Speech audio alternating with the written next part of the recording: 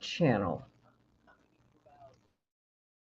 They're about like 3 minutes, Miss J. So if you want to take some time. We don't see very all the good. masks you wear, but we hope you can And set of course, some you'll have the aside. pastor. Okay. We embrace your uniqueness. Yeah, I'm actually bringing them on right now. Realize your past, your fears, or your hardships. We can't promise to heal all wounds or wash away all trauma, but we do see hope, a path forward, a future. We see all veterans. We see you. An opportunity to help you achieve a new mission, whatever that may be. Learn how treatment works and recovery is possible. Visit maketheconnection.net.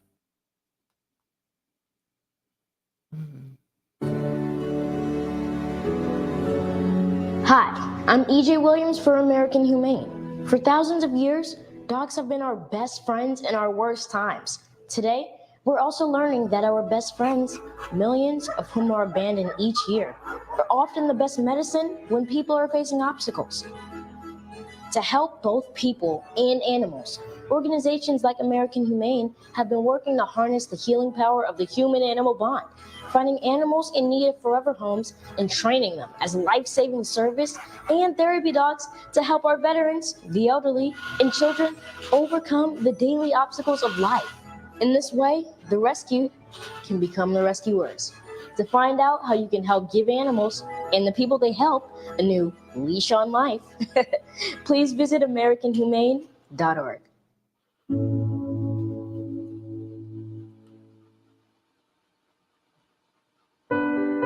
Hannah complained of a headache. It was a rhabdomyosarcoma. Within a few days, Hannah was in treatment because we were told that the tumor was very aggressive. And it very quickly became clear that St. Jude was the ultimate place to be. So we've essentially put our lives in South Africa on hold. Incredibly. We have the Reverend on. Okay, St. Jude is Pastor an asset to Tisha the world. Dixon Williams, The how are research that you? is developed here is offered freely to the rest of the medical world. The entire way that the place operates is just to give. Reverend, you're on the air with Miss Jackson. I think it's the kind of place that not only stands as a beacon for Pastor Tisha pediatric Dixon cancer, Williams? but I think it could teach the world a couple of lessons about Good. how to Wonderful treat hearing people. your voice this And I morning. think How you if those doing? lessons could be learned even in their most I'm basic good. form, this world could be a better place. Are you have okay? St. You're Jude Children's sounding Research Hospital. okay. The ad's Finding very loud. cures, Okay, he's saving working something children. out. Learn more at But stjude.org. also- Okay, So- no problem. Can you hear me now? The sports Yes, I cubicle. can. But the bottom line is this. And I just want to make sure we have you in the right place. Okay. I took off the spots, so you guys shouldn't hear anything right now. Okay. Thank you. And how much time do we have? Coming in about a minute and a half. Okay, perfect. So you doing all right? Yes, I'm doing okay. Okay. Thank God. Oh, honey, look, I'm praying for you, and because I think it's just that season, you know. Oh, is it ever? And yeah, it's a season, and everybody I know, who are still here. Let me put it that way. 'Cause I have a lot of friends who have gone on home, and I think that for me has been the tough part. Watching like some of my people who help hold your memories, they are like out of here. 30 seconds. Okay.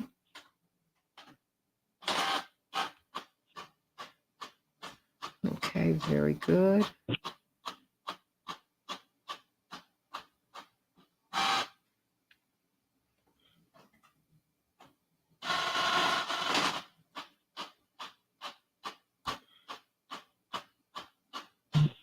Okay, and just remember to put her on mute. Because facts matter. Thank You are you. listening to WCPT 820. Of course. We won't hear this chug-a-lug. We can change the world, change the world, change the world. Yes, we can. We can change the world, we can change the world, change the world. This is the Santita Jackson Show. War and hate to a place of love, it's not too late. Gotta save the children, we can't wait. Let's change the world. I Hey, everybody. Welcome, welcome, welcome to the Santita Jackson Show. Thank goodness it's Friday, October 13th, 2023. Coming to you from WCPT, the nation's largest progressive talk radio station, and AM 950 radio, the voice of progressive Minnesota. Let's talk today. Wow, the Middle East is just front and center. But I know we've talked about how the media has reported the story. It's certainly in the United States because it's being reported differently in different places. But how does that either escalate the war or promote peace? The way that we're reporting it, I think it escalates the war. We've been hearing it from one side. And while it's important to see the pain on one side, in order for us to understand, we must see the pain and hear the stories on all sides. You know, America cannot call herself an honest broker of peace when they're clearly seen as allied with one side. It just doesn't work that way, y'all. It really, really doesn't. So, let's talk about that. Let's talk about how that is really working, how that's going to work. And let me, because haven't you noticed over the past few days, you're hearing more about the Palestinians, and that's a good thing. But then I read a story that, MSNBC lost viewers because they were reporting Palestinian deaths as well as Israeli deaths. I am highly skeptical about that because I think that Americans are very fair. And I think that Americans, given all the skin that we have in the game, want to know all that is going on. At least that is my understanding. 40 years ago, you never would have seen Palestinians getting public support, but that is the case today, and it's growing. And it is also happening on the policy side. So, but we want peace there. And you don't have justice without peace. You can have quiet, but you won't have peace. And so we're praying for our Israeli and Palestinian sisters and brothers today. We want them to move into peace in which justice and love will flourish. And I'm going to continue to push that point. I don't think I need to put my thumb on the scales for anybody, because at the end of the day, there's violence on all sides. There's pain on all sides. And if any side is going to win, both sides have to stop the violence and move toward love and justice and peace. As a Christian, that is the gospel that I embrace.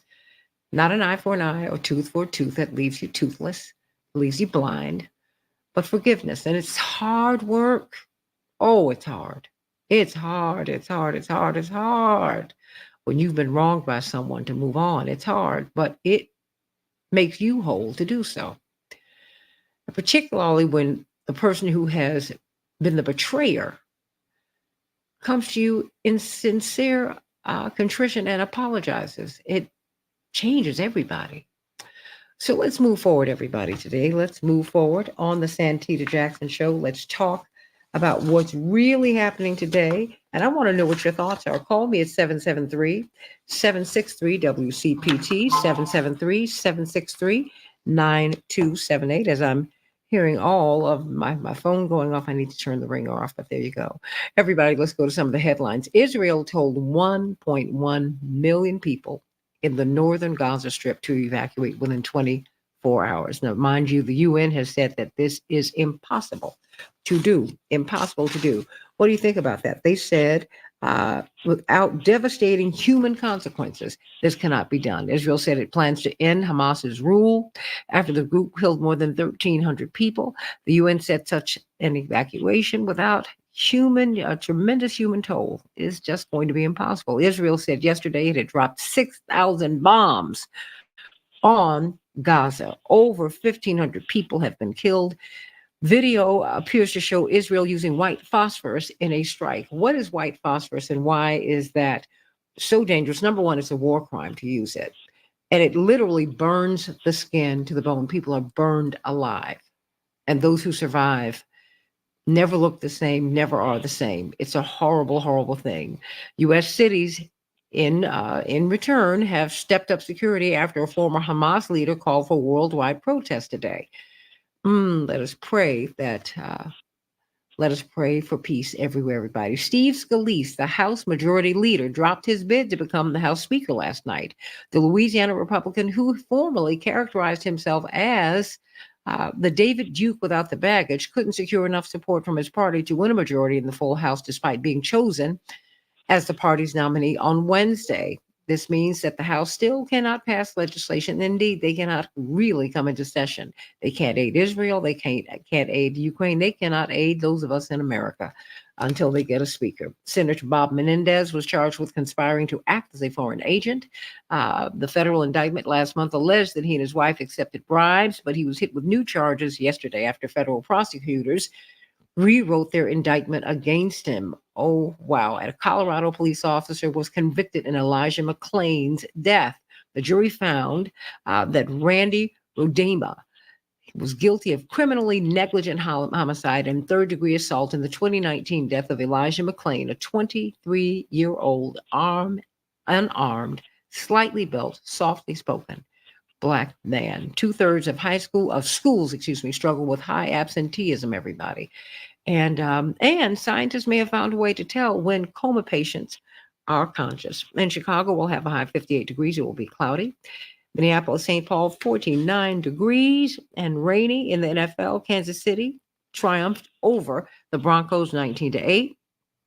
In Major League Baseball, the Phillies won their series after besting Atlanta 3-1 yesterday. And on Sunday, the Aces will be facing off against the Liberty. The Liberty lead their series 1-0. Everybody, call me at 773-763-9278. What do you make of this Mideast crisis? I know we've looked at it a lot, but we've looked at it a lot because I think it's becoming a world conflict. I always felt, and I always told you, that Ukraine, I thought, would remain a regional conflict, and pretty much that's what it's been. But this is very different, and everybody knows it. Pastor Tisha Dixon Williams, how you doing today? Okay, we're going to bring her up. I'm doing great today. I'm here. I'm here. I had my phone on mute. Good morning. Most brilliant things are done on mute. So you know what? I want everyone to get your book. I See You, Sis. They're going to see themselves in it. They're going to see their loved ones in it. And please go to Amazon and get the book, I See You, Sis. But also, how can we worship with you at your church? Yes. Thank you. You can worship with me every Sunday at 11 a.m. Eastern Standard Time on YouTube, First Baptist Church of Bridgehampton. Make sure to subscribe. Amen, amen, and amen. So, my dear sister, what is the good news today?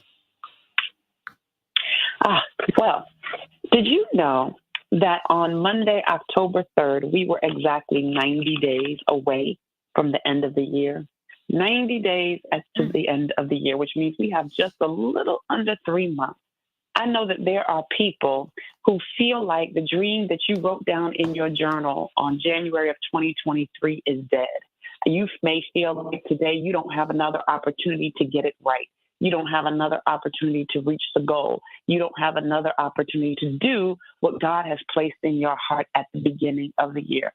Well, I want to tell you, inspired by Jochebed, Moses' mother, the good news today is give it 90 days. We still have a little time left. There's still a little gas in the tank. So whatever dream you started this year with, I want to encourage you today that dream can still come to pass. Here's how we know. The book of Exodus talks about Jochebed, Moses' mother, and that when she gave birth to him, she saw that he was good, and she hid him for 3 months. He was good, and she hid him for 3 months. What's interesting about this is Moses is born a crime, as there's a decree that has gone out that all of the baby boys of Israel should be drowned in the river. But Jochebed makes a different choice because she believes in the gift that God gave her. And when she sees that he's good, she preserves him and holds on to him for 3 months. I want to let somebody know today that what God has given you, the gift, the grace, the goal, the dream, the vision, I want you to know today that it's still good. It is not yet dead, no matter what society, no matter what the world has decreed over it, it is still good. And the same reason that Pharaoh wanted to kill the babies is the same reason that the enemy wants to destroy yours. It's because it's good. It's good because God made it. So give it 90 days because it's still good. It's still viable. It still has all the possibility in the world. But the other thing I want you to know is not only is it good, it's also growing. Whatever God implanted in you, whatever seed of thought or vision that God gave you, I want you to know it's still growing. It still has a lot of life left. Consider Jochebed. For 3 months, she nurtured Moses. She fed Moses. She loved Moses. And as a result of all of she poured into him, he began to grow. I'm sure he began to cry. He began to make noise. He grew bigger than her capacity to contain it. And because of that, she had to put it in hands that were more capable than hers. She had to put it in God's hands. Now, I know you all want to glow up. I know you all want to pop out. But God is saying maybe you keep that thing hidden just for now because it's still growing. It needs time to be nurtured. It needs time to be developed and loved on. And so you got 90 days because it's good and it's still growing. Don't give up on it. And the other thing is it's being guarded. It is being protected under the hand of God. Jochebed put Moses in a basket, floated him down the river, and asked Miriam to watch over him. She had someone to guard over her gift. And that's so important that whatever God has put in us, whatever dreams, talents, abilities, gifts that God has given us, it's important that we continue to watch over them, that we surround ourselves with people who will guard our gifts with the same fervency that we do. But I want you to know today that it is in God's hand. It was a major risk for her to put her baby boy in a basket and float him down the Nile River. But guess what? He was in God's hands the whole time. I want to encourage somebody on this Friday morning that it is in God's hands all the time. Everything that you have, everything that you're dreaming of, everything that you want to accomplish is now beyond your capacity to continue to grow it, but you should go ahead and let God guard it. It is in God's hands. And now that you know that it's good, now that you know it's growing, and now that you know it's guarded, go get it. It belongs to you.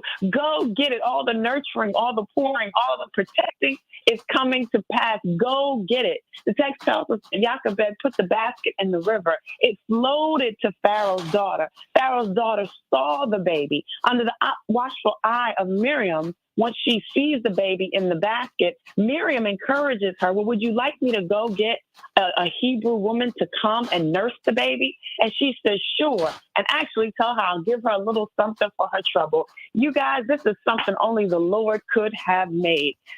Miriam goes back, gets Moses' own mother to nurse him. So that which she put in God's hands eventually ended up right back in hers. But here's the blessing. She gave her son down the river, and when she gets him back, she gets paid to take care of him. I don't know how many parents I have on the line today, but how many of you wish you could get paid to take care of your children? But that's the way God does it. You give a little something to God, and God gives you something amazing back. So that's the good news today. I want you to know you have time. Your gifts have time. Your goals have time. Your dreams have time. They're good. They're growing. They're guarded by God. Now you have to go get it. And that's the good news. Thank you. Thank you. Oh, God. Thank you. Thank you. Mm-hmm. You do not know how you've blessed everybody today. And I'm first among them. Oh, to God be the glory. Oh, for everything God has done and continues to do. I want to thank you for that. Because my pastor said God never gives you a vision without making provision. The way has already been made for you. Amen. That's right. And That's absolutely right. You laid it out so plainly. So plainly. And I just, that's what we say in the Black church. Make it plain. Now, come on. Don't play with me. Make it plain. Make it plain. Make it plain. Make it look. Make it plain. Make it plain. And I want to thank you for that today, because I know I can tell you all in my own life, trying to figure out how to use all of the gifts that God has given me. And I know there's a gift that God has given you that you might feel it's too late for you to use. It is too late for you to do. That's why I had a young woman on, Jamila Muhammad from Cisco. She's head of going from education to the trades. And she said, I had a 65-year-old MD who wanted to move into the trades. It's something that this MD had always wanted to do, but we kind of wink nod. We favor white collar over blue collar, and yet blue collar makes the world go round, Mm-hmm. right? Mm-hmm. And finally, this person said, you know what? This has been my dream. I want to do this. I want to do this. And the Lord opened up a way. And when you go into the trades doing this, guess what? They pay for your education, give you an internship, Look and at you can that. be making a six-figure salary within 18 months. I love it. Oh, I do too. That's right. That's right. That's So right. I just want to thank you for that today. Thank you. Thank you for that blessing. To I God be see the you, glory. sis. To God Thank be the you. glory. To God be the glory. And I thank you for that. Yes. Thank you. Thank you. To Thank God be the you. glory. Oh boy. Love you, girl. Love you. Love you. Pastor Tisha Dixon I love Williams. you too. Be blessed today. Oh, thank you for blessing us. The First Baptist Church of Bridgehampton, New York. Go online and follow her and join her on Sunday. You'll be blessed by her every Sunday and every day, as she has blessed us, as she blesses us on Fridays here. We got Dr. Shanina Knighton with us. Oh, God is so good. Dr. Shanina Knighton, I hope that word blessed you today. It certainly blessed me and blessed so many people here on the chat line. How are you doing today, my dear sister? Infection preventionist, registered nurse, college lecturer, mom, wife, entrepreneur. You do it all, but you got to be healthy in order to do it. That's absolutely it. And I think that lesson right there is the most important one, being healthy to be able to do it. And right now, as we're in this season, especially as the weather is changing, it's getting cold, our immune systems are trying to adjust. It is even more important for us to recognize what are we doing. Do you think we know? I mean, because right now, we're getting so many different messages. The virus that was that frightened everybody, and we stayed home for 2 years. They say it's still out here, but you got to keep it moving. I'm like, okay, I believe in keeping it moving, but you're not telling me how to move, how to protect myself. And I hear you. Yeah, I think that's the biggest thing, though, is like right now, especially if we are thinking about colds that are around us, when we're thinking about just the illnesses that exist, it's that whole notion of staying ready so we don't have to get ready. And I just want to give people a reminder, and this is not just to think about COVID, but to think about any illness. And that's, when does it show up?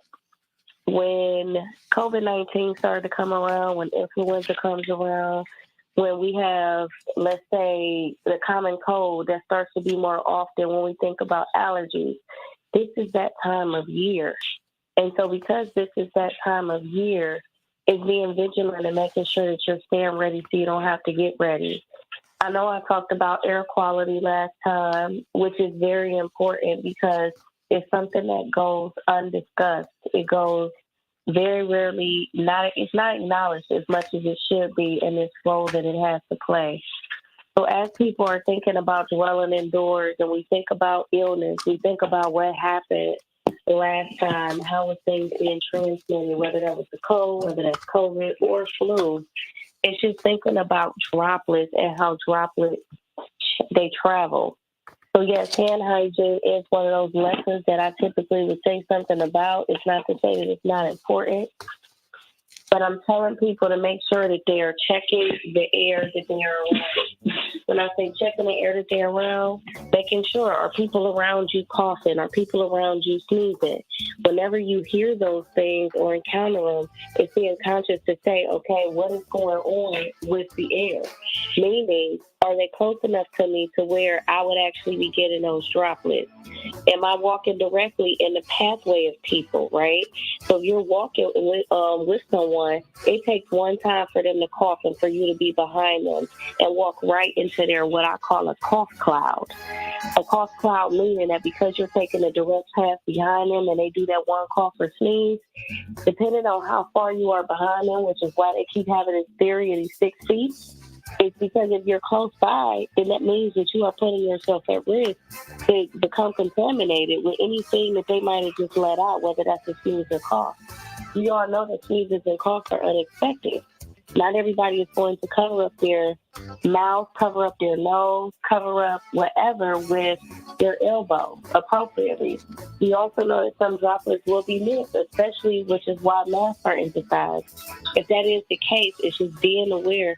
Am I giving people enough distance that if there is some sort of cold, if there is something that's going to come out, then I'm being conscious enough to know that I'm not going to get it. A cough cloud? What? Every time you come up, a cough cloud. And you know what? Now I find myself when I see people sneeze, it's like I want to duck. I want to run for cover. I don't want anyone to feel bad. I don't want to feel bad. You know what I'm saying? Oh, everybody. Hey, Dr. Hey, Dr. Nina, everybody. Well, okay, just very quickly. What do you do when you're, everybody's here on the Santita Jackson Show YouTube channel. Coming up, talking about how the media are handling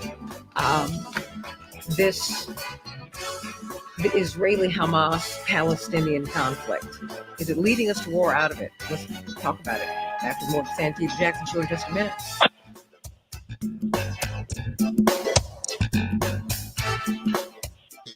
Okay, so what do you do when before I bring everybody else on, what do you do when you have a cough cloud?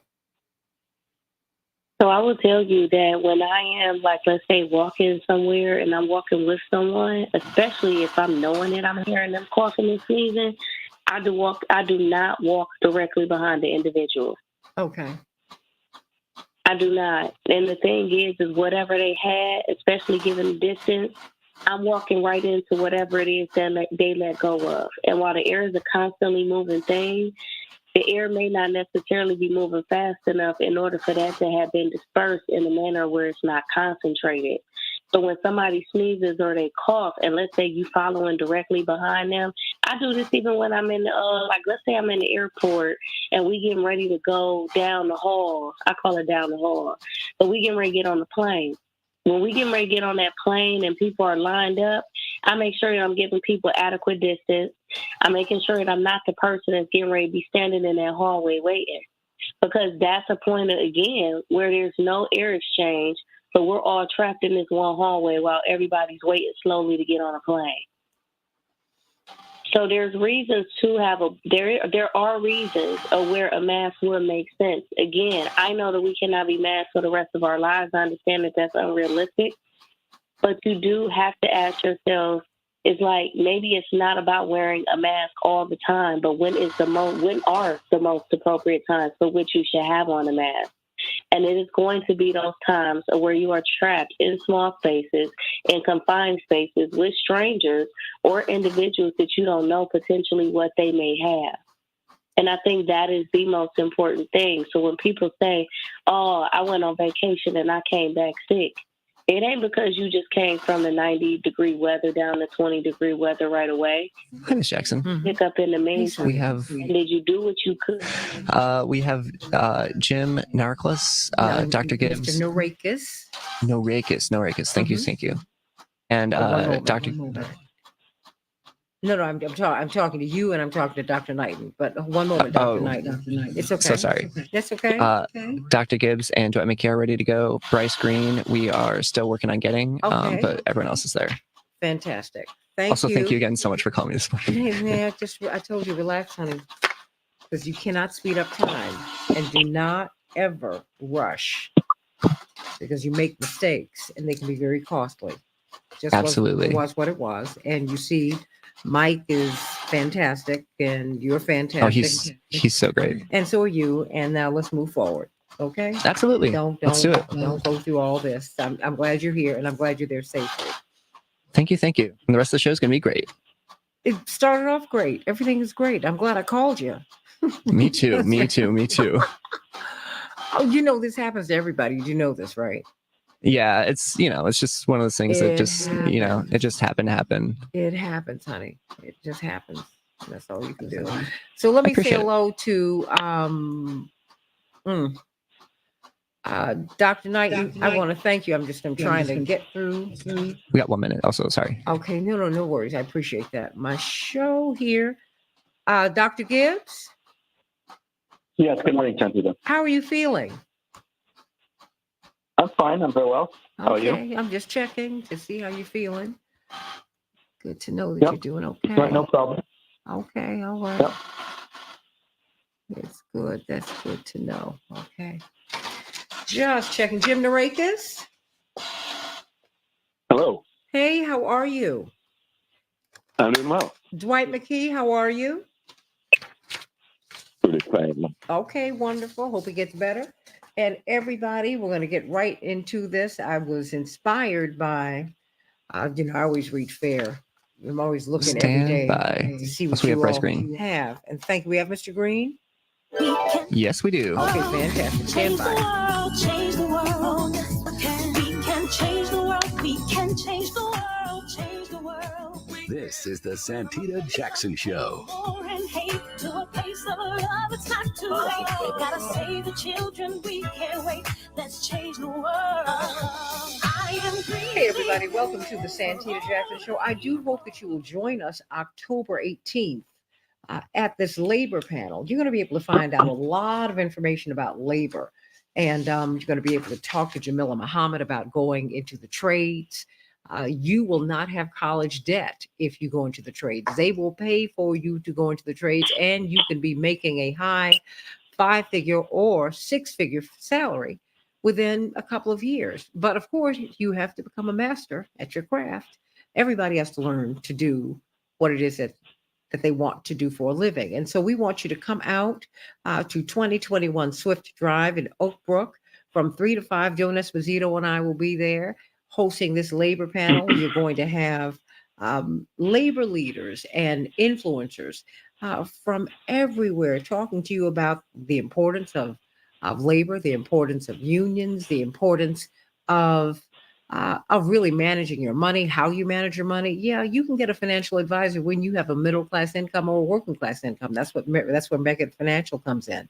It is going to be something really, really, really exciting, but we need you to get registered. It's free, but please register. Go to Heartland Signal, heartlandsignal.com. And I want you to be there. We're gonna have a great time. And plus, I want to see you out there in Oak Brook. Everybody is brought to you by the Chicago Federation of Labor, Roofers and Waterproofers, Local 11, Smart Local 265, Megan Financial, and Cisco. Everybody, thank you to the Roofers, Local 11 Union Hall. It is beautiful, beautiful, beautiful. You see the fantastic work that they do. And of course, October 28th, I want you to meet me. That's right. You know what we do.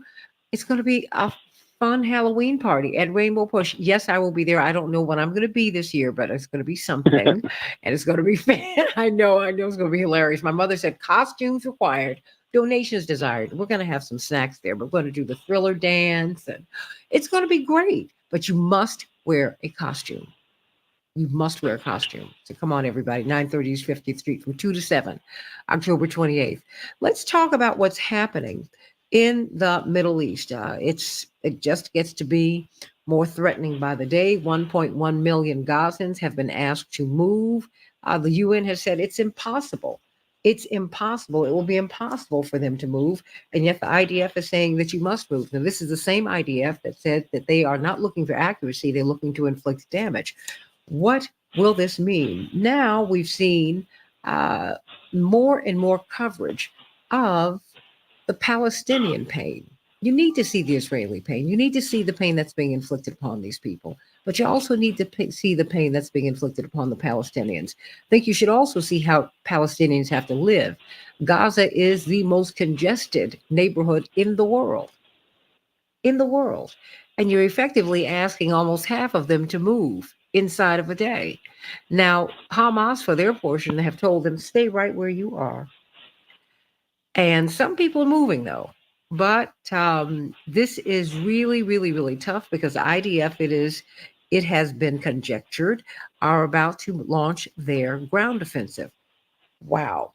There are a lot of moving parts here. There are a lot of moving parts here. Indeed, Hamas has said, by the way, 13 of the hostages have been killed by at least the more than 6,000 bombs that have been dropped by the IDF on the Gazans. They said, well, you're killing your people. When you drop a bomb on me, you're dropping a bomb on you too. It's just such a cycle that needs to be broken. But let's talk about this. Let's talk about how it's being reported, because how it's being reported is going to shape what we do about it. Indeed, fairness and accuracy in reporting, they've given us the nuances, the contours of what's happening. While Israeli media examines government failure, indeed, a lot of people in Israel are wondering why it took the IDF 6 hours to respond to the attack. 6 hours? There is no military in the world that is finer than the IDF. None. What happened? And U.S. papers are pushing for national unity while not reporting fully all sides. So let's talk about this. I want you to call me at call us at 773-763-9278, 773-763 WCPT. We have a tremendous panel. Dwight McKee, brilliant social scientist, historian, Dr. David Gibbs from the University of Arizona, brilliant writer and academic in training, Bryce Green. First met him through Fairness and Accuracy in Reporting, but let's go to you, Jim Narakis, from Fairness and Accuracy in Reporting. And oh boy, what are we looking at? I mean, I was really glad, I was really heartened to read this piece in Fair because it gave us more nuance, gave us more details about what's happening in Israel, about what the reporting is how it's shaping how we're thinking about this conflict. Talk to us, Jim Narakis. Yeah, I mean, I do think this is one of the most devastating crises that the world has had to grapple with, and the way that it is being reported is going to have a tremendous impact on the way that the world reacts, the way that the United States reacts to this. We are seeing in the wake of an attack by Hamas that killed many civilians, we are seeing a devastating counterattack that has surpassed the death toll of the initial of the Hamas attack. A siege imposed on Gaza, cutting off electricity and water and food, a demand for ethnic cleansing of Gaza. These are all war crimes. The response to the attack in Israel-Palestine by Hamas has been equally illegal, even greater in the scale of human toll, and yet there's not a recognition in U.S. media that we should be, if we are horrified by Hamas killing civilians, we should be equally horrified by the IDF killing civilians. And unless we can feel the horror of every innocent life being lost, I don't think that there's much hope for avoiding catastrophe here. We're speaking with Jim Narakis of Fairness and Accuracy in Reporting. I mean, it seems that I just read a story that MSNBC they've been losing viewers, and the speculation is that they're losing viewers because they're reporting Palestinian deaths as well as Israeli deaths. I'm skeptical of that. I just think that Americans are more fair than that. Or, I mean, numbers are what they are, but then there's so much manipulating. I don't know. That just seemed incredible to me. I think that there is there is a strong minority in the United States public population that has been following the attacks on Palestinians over decades and identifies with Palestinians as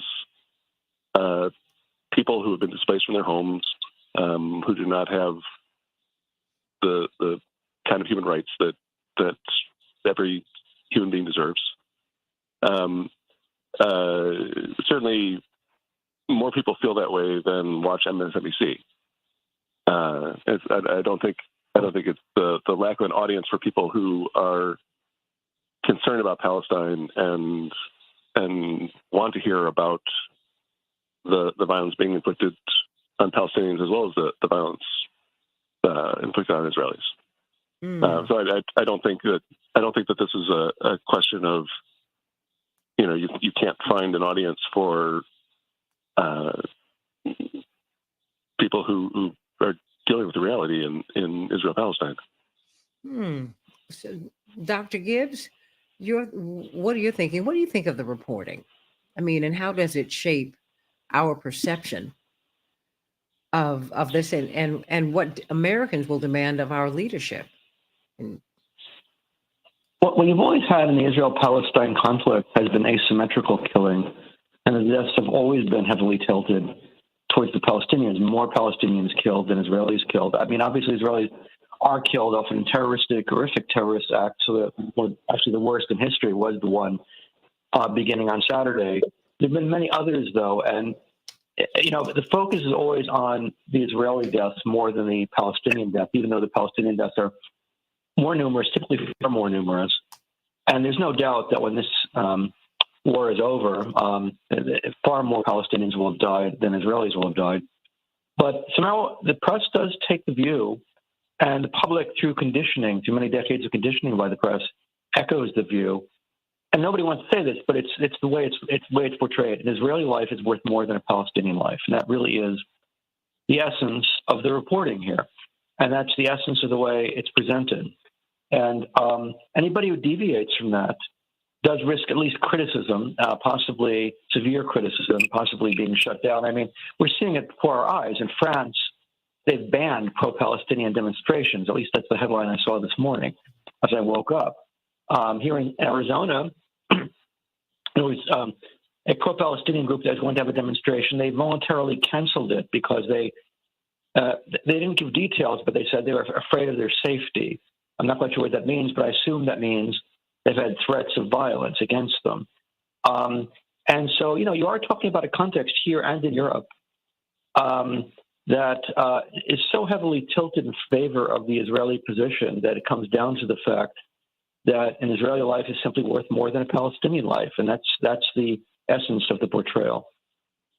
Do you see that perception changing in the United States, or are we fixed in that perception? I think I'm sorry, is that to me or is that to Jim Noricas? No, I mean, it's to you, but I mean, I want the whole panel to have in on it for you, of course. Sure. All right. I think it is slowly changing. I mean, in the Democratic Party, for example, it was the person who did actually open up the door somewhat to a Palestinian position was Bernie Sanders. And he did talk about, the plight of the Palestinians. He was, very openly getting support from Arab Americans and Palestinian Americans. And that, I think, did slightly open the door to some degree of dissent within the Democratic Party. And you see the squad now is raising some concerns about, Palestinian casualties and Palestinian suffering. You are seeing on the libertarian right, you've long seen concerns about American support for Israel being unreasonable and unjustified, and I think that's growing. So I think you are seeing very gradual increase sort of on the fringes of dissent, both on the left and the right. But the overwhelming tendency is what it has been for 50 years, which is a kind of one-dimensional pro-Israeli standpoint here, both at the political level and at least to some extent at the level of the media in terms of coverage. Yeah, I think that's right. That you see there are isolated elements where you hear Palestinian voice in corporate media, and it stands in stark contrast to the general line of the coverage. And it's valuable to be able to hear these voices, but they're not really integrated into the day-to-day coverage of what's happening. Where overwhelmingly what I see is Israeli grief and rage being empathized with and being treated as particularized. These are individual human beings that are presented to you, and you're able to feel for them because they're individuals. Whereas the Palestinian deaths are statistics. They're numbers that are given and portrayed in the context of this understandable grief and rage on the part of Israel. What I don't see is an empathy with the grief and rage of Palestinians, and I feel like on both sides, really, people who are feeling a desire to lash out without discrimination against the enemy, and feeling that the losses that the people they identify with have suffered justify inflicting the same kind of pain on the other people. You have much in common. It's the same human tendency to identify with your own group and to think that your pain is more real than the pain of the other group. And it's not. The pain is the pain is the same. I don't want to draw an equivalence between the Israeli government and Hamas, in the sense that committing crimes in resisting oppression is not the same as committing crimes in suppressing, in inflicting repression. But the human tendency to ignore the cost, to let the ends justify the means, that is universal. And I think people would be people would benefit from trying to project onto the other, to realize that they have the same human impulses that you have. Well, I want you to call me at 773-763-9278. Bryce Green, your thoughts.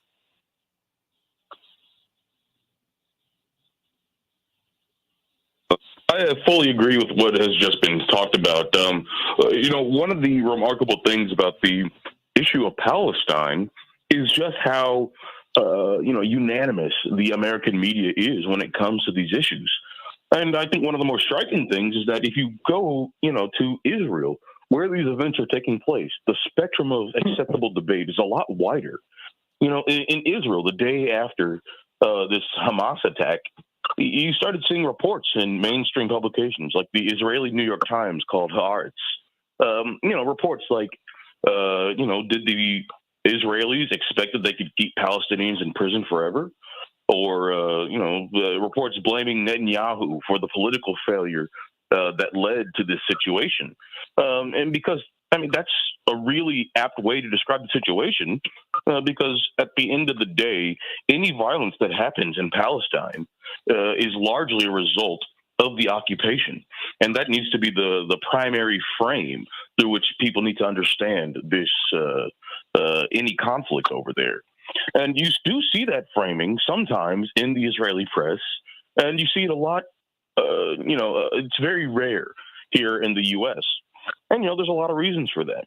Of course, Israel is relatively democratic, even if they are keeping half the population in second-class citizen status or second-class human status, if even human. But they do have a relatively open society, and they are allowed to have serious debate about their policies. In America, also an open society, the media system is a lot more tightly controlled, or at least it's a lot more uniform in their thinking. In America, all you heard was, attacking the left for supporting Palestine. You had voices on the media encouraging some of the bloodiest tendencies of the Israeli state. You had calls for, ethnic cleansing in Palestine, in Gaza. You had people going on TV saying, well, Gazans should leave. They can go to Jordan or Egypt. This is all pretty insane rhetoric, and all it's doing is giving the Israelis a green light from the Americans to go crazy. And we know for a fact, if we look at the last incursions into Gaza, the Israelis are likely going to go crazy. We saw that in 2008 with Cast Lead, where even the UN said that the goal of the attack was to humiliate and punish Gaza.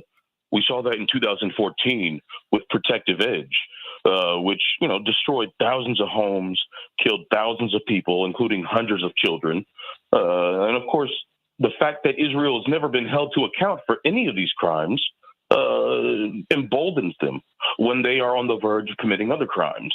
And if we look at the rhetoric of the Israelis here over the last week or so, it seems pretty clear that they're planning on committing a lot of crimes. In fact, I was watching one interview yesterday with former Israeli Prime Minister Naftali Bennett, who, of course, is called up from the reserves and is now planning to fight. But he was talking about the Israeli plan to go into Gaza. And one of the hosts asked, well, what about the civilian casualties in Gaza? And Bennett, he reacted pretty harshly. He said, are you kidding me right now? Are you serious talking about civilian casualties in Gaza? This is ridiculous. Then he went off. But the fact that they can behave like that on international television without impunity, without any criticism from the American press, who bankrolls them, or the American political class who backs them unequivocally, the fact that they are able to do that with impunity just shows the degree to which the American media and political systems are completely beholden to Israel, and they choose not to cover the other side. They choose, to talk about the story, which has been seriously contested, of 40 babies being beheaded.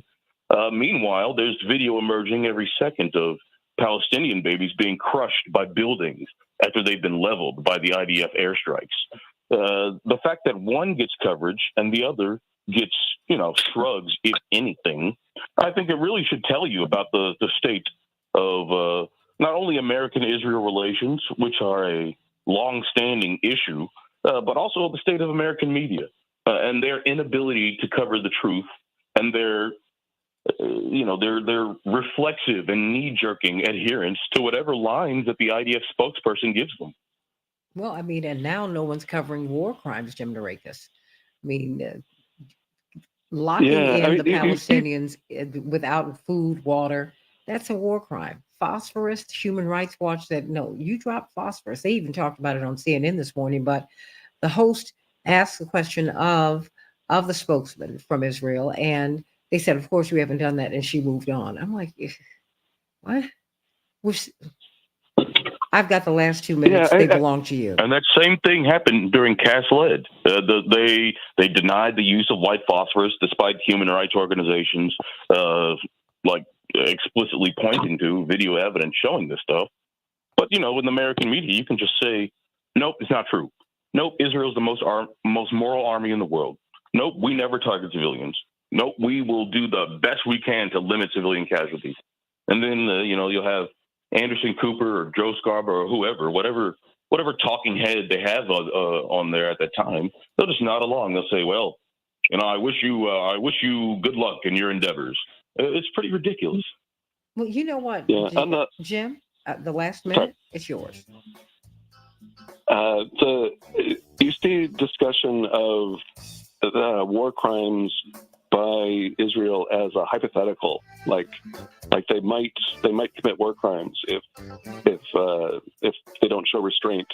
But they are currently committing war crimes. They have announced, the cutting off water from a civilian population is a war crime.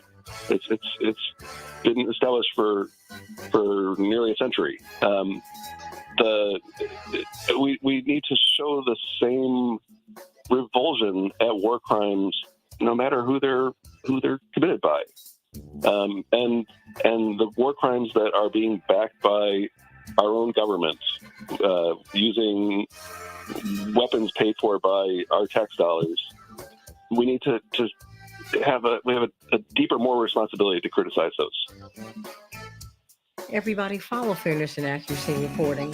So much of how this story is being reported, it shapes what we will and will not do, but it's almost, at this point, America really cannot do anything, at least not on top of the table, because we don't have a Speaker of the House. You can't conduct any business there, which means you cannot get aid to anybody, including to you in your city. Jim Marekis, Fairness and Accuracy in Reporting, thank you for always being with us. And thank you for being someone I work with on this show. Let's talk about it, everybody. Call us at 773. Oh, sending much love, and my love, of course, to the great Janine Jackson. 773-763-9278. Back in just a minute.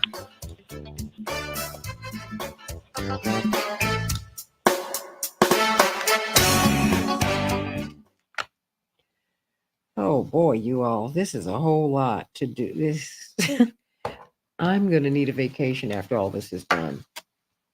Dwight will be coming to you at the top. You can frame things, please. And it's interesting. The Israeli finance minister, who really governs the West Bank, he said there's no such thing as a Palestinian. I mean, how do you do that? How does Bibi Netanyahu go before the UN General Assembly and give you a map of the New Middle East without Palestine on it? How does that work? Any answers, anyone? Hello? Bryce? Dr. Gibbs? Dwight? Are you all there? It seems to me the power of not only ideology, but also the lobby. I mean, the Israeli lobby is one of the most massive and robust operations in the world in terms of... Hi, Ms. Jackson. We have Melody Cerna ready to go. And we've seen how effective it can be. I mean, what happened to Jeremy Corbyn should go down in history as an important landmark in the power of the lobby. The way that they were able to gin up accusations of anti-Semitism that were completely unfounded, but the entire media class in the UK went along with it. And that was designed to prevent someone who had a sympathetic view of the Palestinians from getting any sort of power. And so that level of pushback exists in a lot of strata of society. It exists in the media. It exists in the political class. Electorally.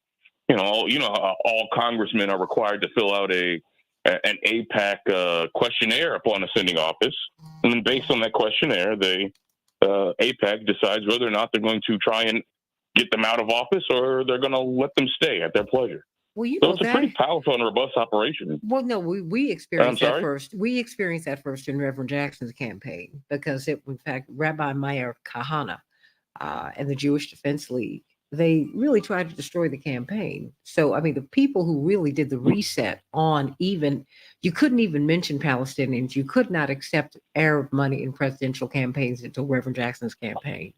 So Reverend did a complete reset. He's the one, and then Bernie Sanders was able to take the baton from him. And Bernie Sanders was one of only two white elected officials who endorsed Reverend in '84, but he received a lot of heat from the Jewish community, from some aspects, as we had an Arab desk, we had a Jewish desk, and we had like Carolyn Kasdan and other people of Jewish descent, Jewish Americans who were on our campaign and who did not sign up for this. That's why I think it's important for us to be careful in the conversation. Not that you're not being careful, because you are, because everybody's not with this craziness. Everybody isn't. It's just like every Black person's not a freedom fighter, right? Okay. Thank you, Clarence. Right.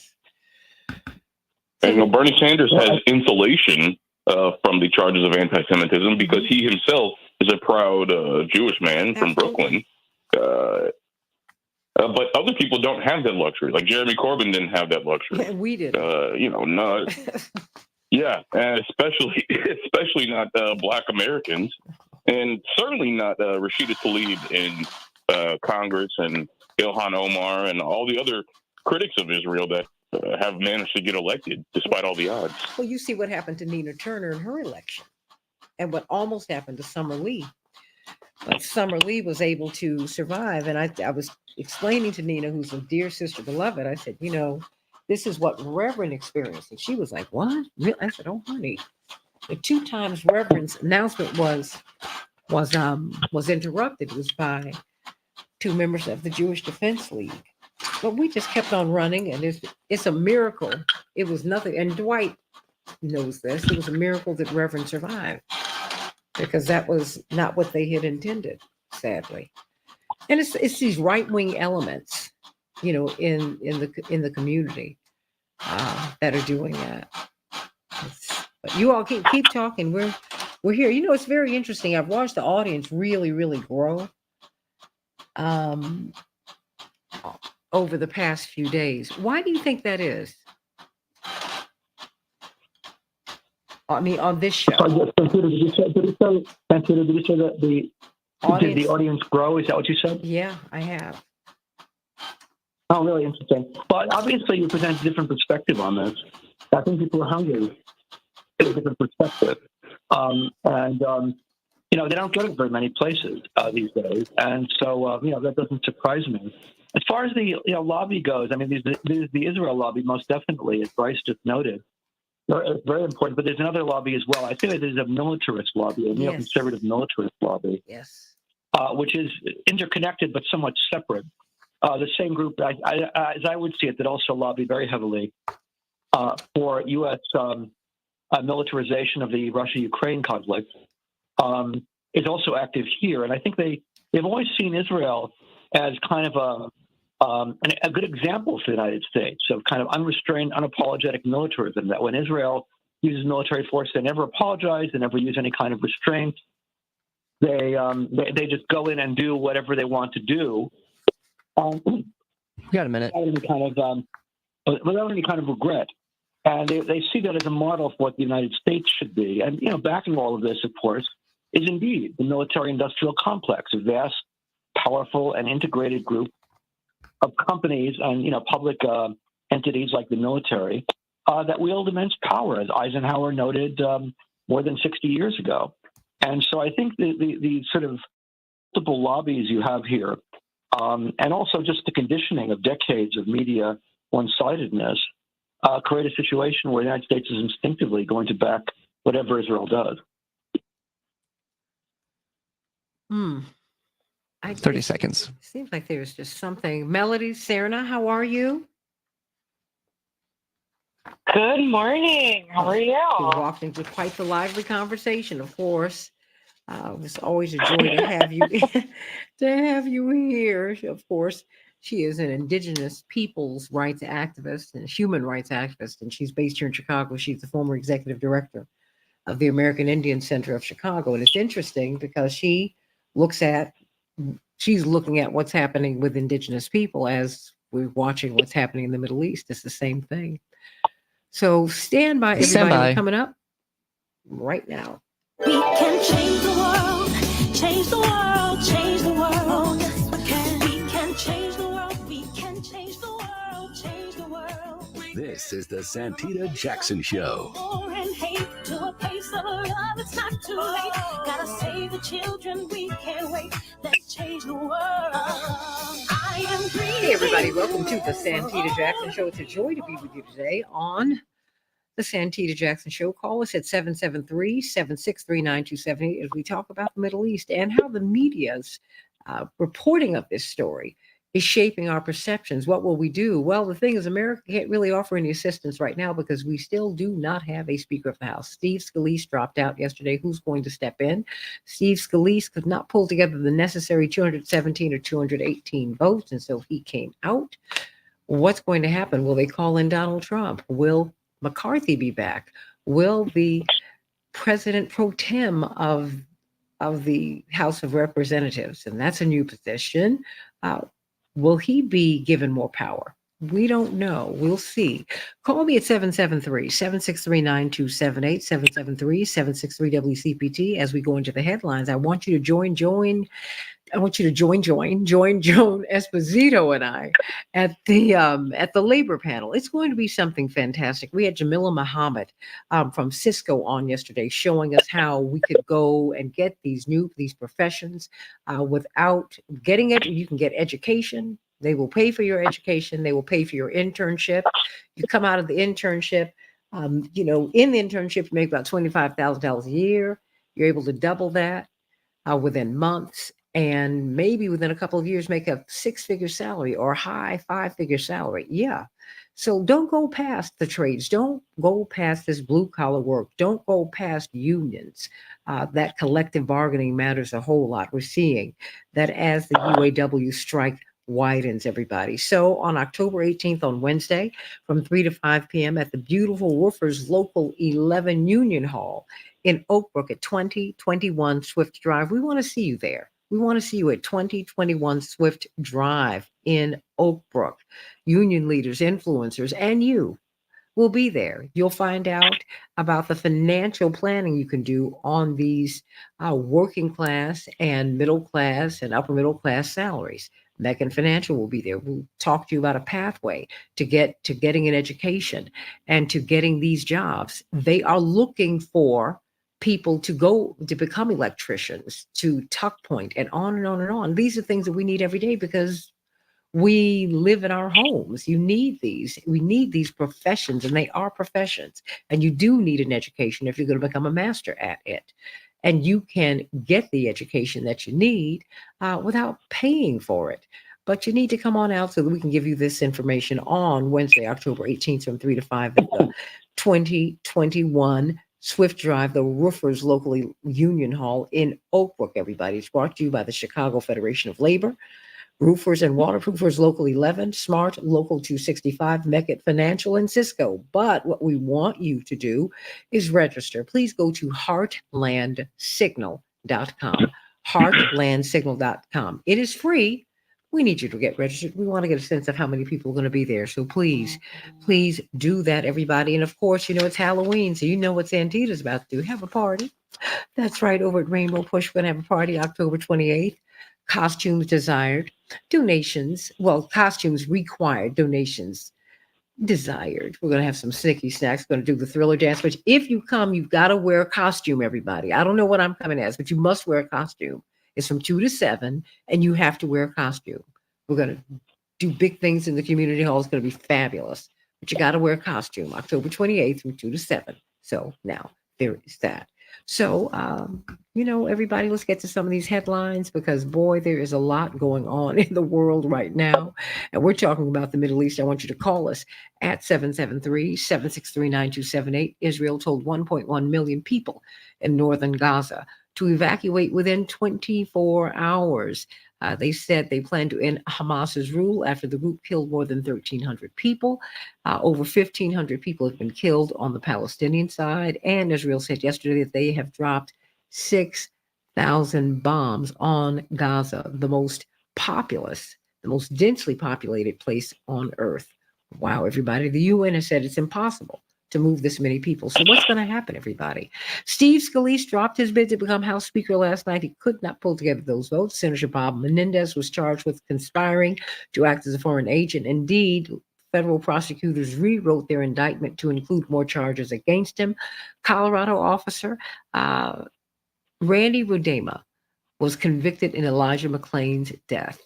23-year-old unarmed Black man, slightly built, softly spoken, someone who was beloved by his colleagues and his family. And this officer has been convicted of his death. 2/3 of schools struggle with high absenteeism, according to a report. In Chicago, we're going to have a high of 58 degrees today.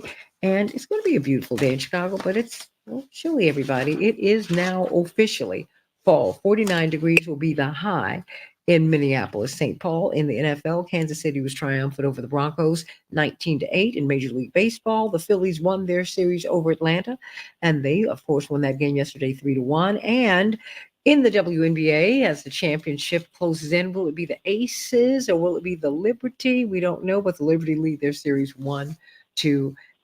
Let's get right to it, everybody. We have got Dwight McKee, social scientist, Dr. David Gibbs, historian, Bryce Green, academic and training, brilliant writer. We've read his work so many places, chiefly in FAIR. That's where I first met him. And of course, we've got Melody Serna, who is Indigenous rights activist. We're so excited that she is with us and that she comes with us as much as she can.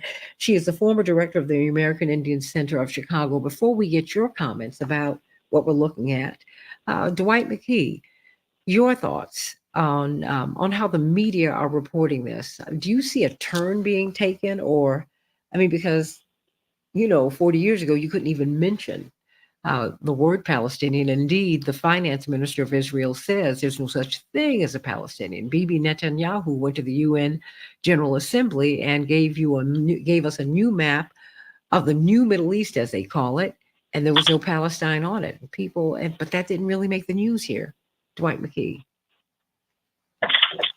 Well, the West is always compelled to justify itself in its history.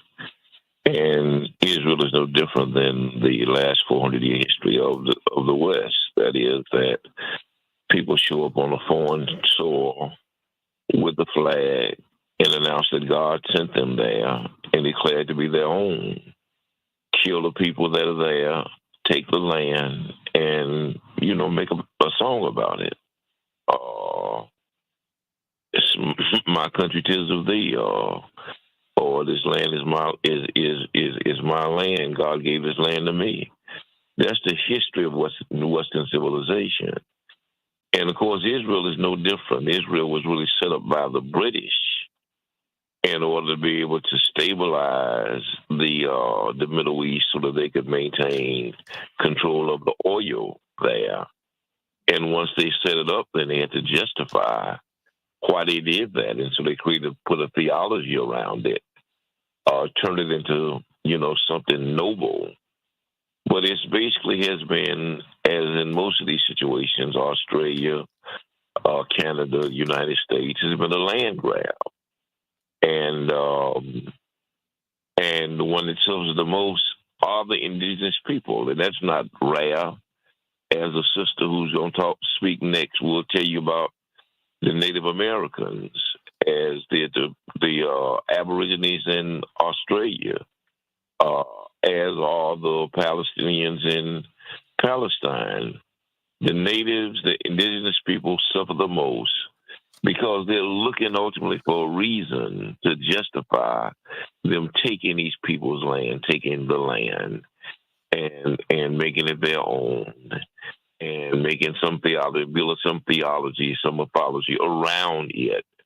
And it's the same pattern that they've had dealt with all over the world for the last 400 years. It's a testament to white superiority, a testament to racism. And the tragedy of it all is that the only value that they are able to see and to talk about is value in their lives as opposed to the lives of the indigenous people that end up killing. So what they do, same tradition, is they label them as savages or animals or whatever they want to call them, and lift themselves up as the victims and control the narrative because they control the media.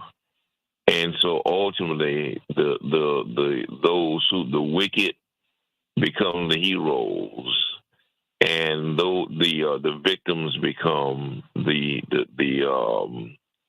savages and those who are charged with the war crimes, because somehow their children's lives become much more valuable than the kids that they kill, who will only become a statistic. They don't ever. They very rarely show the humane part of the people that they kill on the victim side, whether it's the natives, whether it's the Palestinians, whether it's Aboriginals, but they always elevate and show the storyline of the white invaders, and so you feel some way about them and their deaths. It's just it's unjust. It is very structured. Melody Serna, does this story sound familiar to you? Coming out of the indigenous community? In more ways than it should. Well, yeah, and in more ways than it should. And when we're talking about the media, it's ironic that we're sitting here yet again with Britain sticking its colonialistic nose in places it doesn't belong. And, before Palestine was Palestine, pre-1948, pre-World War I, this was a land that had Christians, Muslims, and Jews that lived in this land in about as peaceful of a way as three different religions can live. And, I think these colonialistic frameworks continue to walk into and around the world telling people where they can and cannot be and who has the right to be there. And so when you take the British mandate, right, and that rise of nationalism, especially in that aftermath of World War I, and we're accepting that the British Empire says, okay, well, Arabs and Jews can be here. Is that any different than what the United States did to several hundred tribes, millions of people, genocided the millions? So what did they do? They stuck us up. Before that, we went on long walks. We got raped. We got pillaged. We put our kids in boarding schools. Nobody cared. Nobody cared about the human life or the expense of human life. They wanted land. This is a land grab. And it's not about religion. It's not about race. It's about colonialistic frameworks that continue to be imported into the world. This white society, these Anglo societies telling people, hey, we're just going to take that because you don't need so much. Hell be damned about who we are as people or culture or values that come from that land. And for me, when I watch what's happening in Palestine, when I watch what's happening in the media, what's being portrayed in the media, I'm disgusted. I'm disgusted that 2.2 million people are suffering in open-air prisons because one radical group is being to blame for all of Gaza. We're not looking at 2.2 million people as actual Palestinian people that are stuck in a prison, an open-air prison, when half of them are children. Half! 1 million of them are children. We're not looking at that. Israel's not looking at that. When Israel's in there and they're taking care of those things, they're creating genocidal ethnic cleansing. The same thing that they fought against in World War II, to the same group of people, they are committing that now to someone else. And they're using the rationale behind NATO and the UN. They're committing war crimes around the world, all in an effort to save a country that wasn't a country before 75 years ago. But you know what, Melody? I think that is. Well, hold on one moment, because I think because I want to stay right there for a hot second, because I think that is a human tendency. And if we don't catch ourselves there, once you get free, you can become what you fought. That's what people do all over the world all the time. And I think what we're watching play out in real time before our very eyes is stuff that we do in our homes every day, things that we do in our lives every day.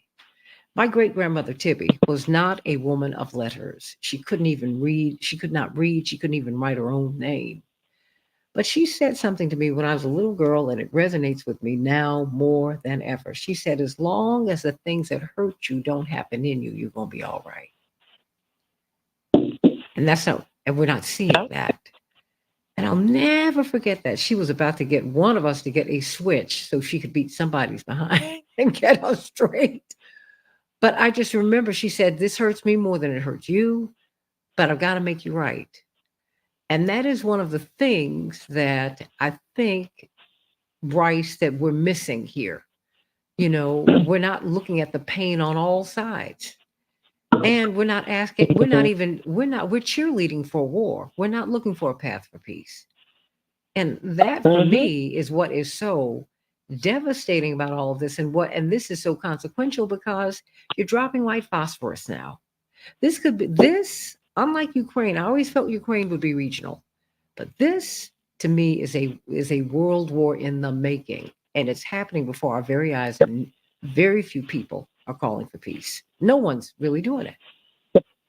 And I think that's what's huge, right? Like, we can't talk about humanitarian efforts. We can't talk about the value of human lives if we're not looking at it from all sides. Yeah, we can. That's why we're having. That's why we're having this conversation here today. And whatever hits I have to take, I have to take, and I've been taking them, I'll take them. Because as we call for peace in Ukraine, people disagreed with that. I am tired of all this war. And you know what? Eventually, the wars visit us at home. Before I go to you, Bryce Green, let me hear from you, Dr. Gibbs. Because we're not going to, these people are not going to let us not feel some of this pain. Dr. Gibbs. Well, this ain't war. If I can jump in for 1 second, this is not war. Okay. This is a pretext for genocide. This is not a war. It's not. This is a pretext for genocide. So, Dr. Gibbs, your thoughts? Well, what Dwight McGee had said before about the analogies to colonialism. I mean, they're there. They're definitely there. And what this reminds me of, what's going on now in terms of the portrayal, reminds me a lot of Kenya in the 1950s, where you had the Mau Mau committing what were undoubtedly severe atrocities against British civilians, British settlers, including women and children. And they were deplorable in their own way. And the British responded with vastly higher levels of killing and vastly worse atrocities, much higher levels of death. But of course, all the sympathy at the time was with the British, and what was focused upon was the suffering of the British, and not the vastly larger suffering of the Kikuyu people of Kenya. And that is, to a large extent, the model we're seeing here with regard to Israel-Palestine, both in the context of, a powerful militarized, group facing a largely impoverished and extremely vulnerable group, in this case, the people of Gaza. And all the sympathy, of course, is with the powerful. And, the sympathy, is rightly with the Israeli families who suffered in the attacks, but not so much with the Gazan people who are suffering and will continue to suffer much, much higher levels of death. And one can see some analogy, at least it reminds me of, the Kikuyu of Kenya and the position they faced in the 1950s. And so, you do have this situation. It is very reminiscent of colonialism, indeed. Michelle Torres says, Bryce Green, the Palestinians have nowhere to go. And if they leave, they have no place to return. I've got 1 minute, 2 minutes before we go to break. Bryce. Well, that's exactly true.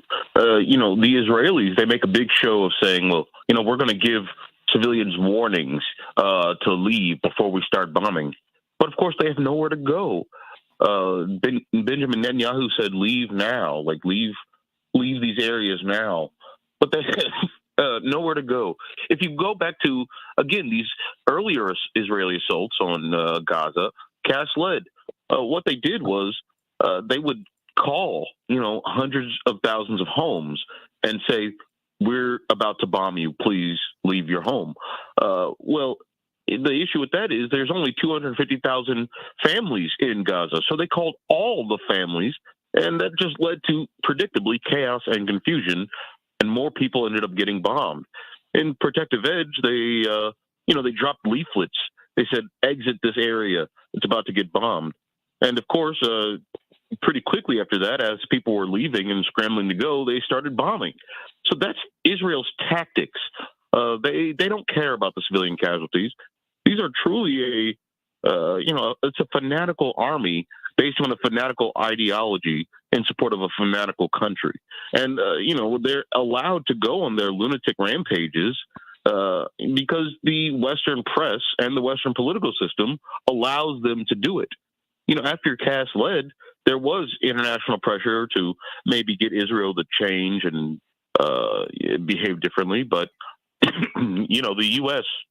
under Obama, they were one of Israel's biggest defenders. And that allowed Israel to continue their policies of the illegal siege and the illegal bombing that they regularly do.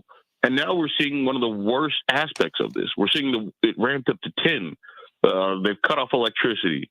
They've said no more food, no more fuel, no more water, no more equipment, no more medical supplies, no more electricity, so you can't get to your message out to the world. And then you see the messages that Israeli leaders are saying. You see the horrible genocidal rhetoric that they're using.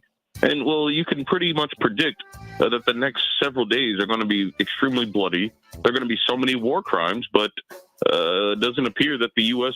is poised to do anything about it. Well, we're not going to hear about all of the deaths. And that is what's so awful. I don't know if I would call them lunatics. I hear you, but I don't know. For me, I'm seeing people who, as my great-grandmama said, the hurt that happened to you has now happened in you. And so, people who've been abused turn around and do the same thing. It's just got to stop. It's got to stop in our personal lives and no, let me go to the break. It's my opinion. And I'm staying with it. And if we don't turn around and change in our personal lives and in our institutional lives, we're not going to last as a human race. Einstein said, the Third World War, well, I know how that'll be fought, but the fourth one will be fought with sticks and stones. Keep that in mind, everybody. Back with more of the Santita Jackson Show in just a minute.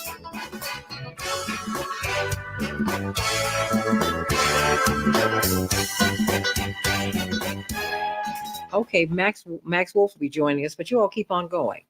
Dwight, you were about to say something? Yeah, I was going to say, well, the indigenous people didn't do anything to the Europeans, but help them with fed them turkeys and cranberry sauce, and they killed them. Yeah, I don't think this is about mutual pain. I think this is about exploitation and greed. And the South Africans didn't do anything to the Boers. We welcome in the country. They came and stole the land and the gold. I mean, this is.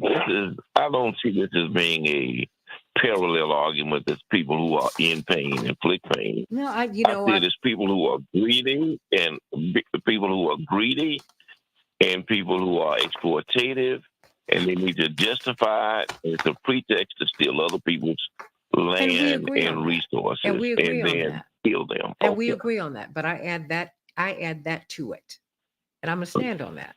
I think it's all of that. The West has a problem. The West doesn't share with anybody. When you go to Europe, it's always a problem. But when Europeans go all around the world, we welcome them. That's a problem.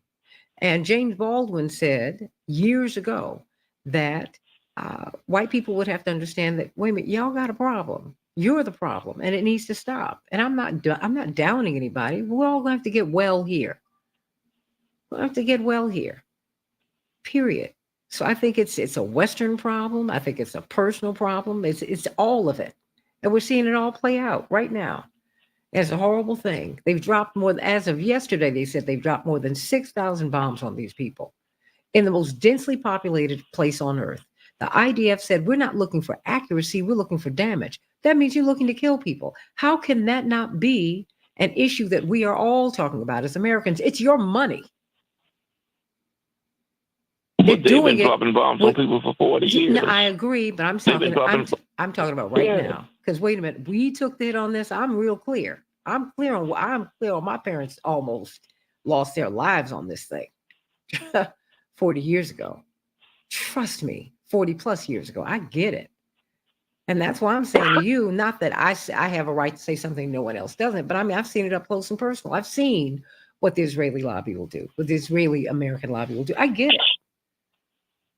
Because they were shocked that Reverend's campaign survived. But because of his strength in the Black community and his goodwill in other communities, he survived. But that was not the design. Trust me, the fact that he's still standing is a miracle. Paul Finley wrote about it in his book, Those Who Dare to Speak Out. He said, whew. And I've spoke with Mr. Finley, with Senator Finley. He said, the fact that your father survived it, miracle. Huh. It's just got to stop. And I don't see anyone talking about peace. No one.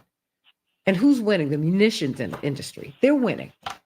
And people are dying right now. So how do you, but I think that's important, right? When we talk about being activists and we talk about all these things that we stand on. 60 seconds. Do we have Dr. If we're not talking about that, truth and reconciliation. Yes, we do. Okay, Dr. Wolf, how you Good doing? morning. How you doing? Well, Good. You're right Thanks, in the middle of all of this. I cannot wait for you to hear what you have to say. And particularly since your grandparents came here, escaping the horrors of the Holocaust. And your views are just so broad. And so, of course, you're on with Dwight McKee, who you know, and Dr. David Gibbs, Bryce Green, and I don't know if you know Melanie Serna. She's the former executive director of the American Indian Center of Chicago, brilliant young activist. But I want to get some thoughts from you. Uh-huh. Okay. Stand by. And everyone, I'm going to have to make a hard pivot at 8 o'clock. I've got to. Santita, I got to hop off, but thanks for having me on. Well, can you make a closing statement before you go?